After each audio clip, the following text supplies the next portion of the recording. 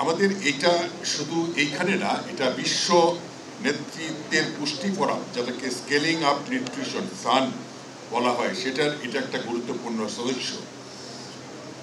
বাংলাদেশে আগের শিশুদের রাতকানা রোগের ছিল 4.10%। সেইটা আজকে এখানে এই পর্যায়ে এখন কিছুই নাই।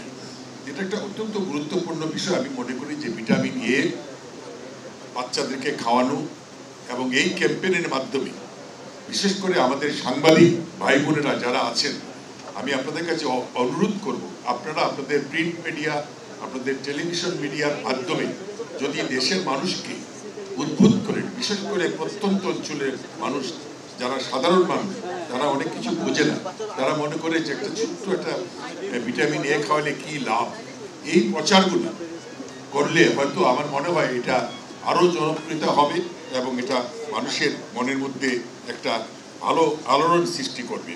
আমরা যদি সাধারণ মানুষের কাছে এই চিকিৎসা সেবা এর মধ্যে পৌঁছে দিতে পারি, আমার মনে হয় যে আমার যে অভিজ্ঞতা 4 মাস 4.5 মাস হয়ে গেল, তাতে দেশে হেলথ সেক্টরটাকে উন্নতি করা যাবে, নিশ্চয়ই যাবে, কেন যাবে না।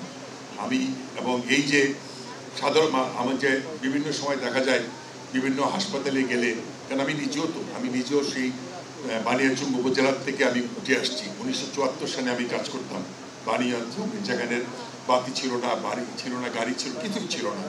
সেইখান থেকে আজকে এখানে আসছি। সুতরাং আমি নিজেও জানি যে স্বাস্থ্য ব্যবস্থার কোথায় কি আছে। যদিও আমি একজন ক্লিনিশিয়ান, আমি নিজে কোনদিন ভাবি নাই যে আমি মন্ত্রী হব, কিন্তু আজকে এখন বাধ্য হয়ে সব কিছু শিখতে হচ্ছে। যাই হোক, আজকের এই ইপিআই টিকা, এই যে টিকাদান কর্মসূচিটা, সেটা সাফল্য কামনা করি এবং আমি আশা করি যে আজকে সারা দেশে প্রতিটা উপজেলা, থানা এবং হেলথ কমপ্লেক্স, কমিউনিটি ক্লিনিকে এই টিকাদানের মাধ্যমে সারা দেশের বাচ্চাদের এই ভিটামিন এ ক্যাপসুলের মাধ্যমে তাদের যে গ্রোথ এবং সব কিছু, এবং একটা এই যে রাতকানা রোগের অন্তত্বের অভিশাপ থেকে মুক্ত পাবে, এই প্রত্যয় ব্যক্ত করি আমি আমার বক্তব্য শেষ করছি। আপনারা সবাই ভালো থাকেন, সুস্থ থাকেন। জয় বাংলা, জয় বঙ্গবন্ধু।